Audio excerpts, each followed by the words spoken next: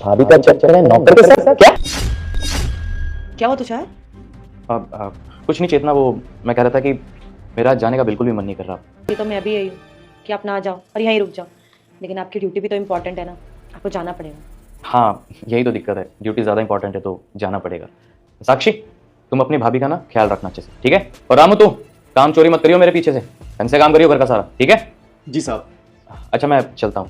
और साक्षी एक बार मेरे साथ चलो, तुमसे कुछ बात करनी है। मैं देखूँ तो सही आजकल ये पढ़ाई कैसे कर रही है, पढ़ाई में इसका ध्यान है भी या नहीं? जी भैया।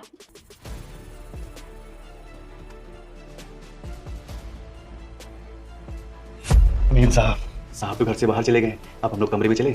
अच्छा ठीक है, चल। साक्षी मुझे तो समझ नहीं आ रहा है कि तू ये सब क्या बोल रही है और क्यों बोल रही है। मुझे तो अभी भी विश्वास नहीं हो रहा है। चेतना तो मुझसे बहुत प्यार करती है यार। मैं हर 6 महीने में जब घर आता हूँ उसकी आंखों में मुझे प्यार दिखता है, एक्साइटमेंट दिखती है। वो मुझे धोखा कैसे दे सकती है? तो तेरी भाभी है, इतना बड़ा इल्जाम लगा रही है तू। झूठ नहीं बोल रही भैया, मैं बिल्कुल सच बोल रही हूँ।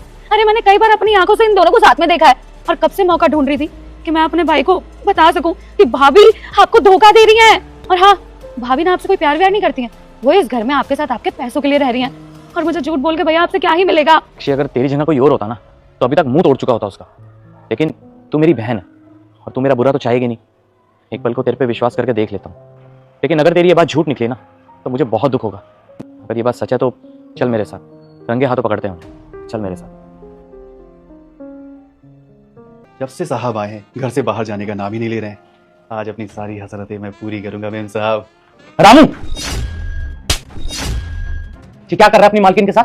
हाँ मैं पूछता हूँ कर क्या रहा है? मेरे भक्त मेरी बात सुन कसम देने वाले को तो तू भर भर के लाइक सब्सक्राइब करता है, लेकिन आज देखता हूँ मुझे कौन लाइक सब्सक्राइब करता है।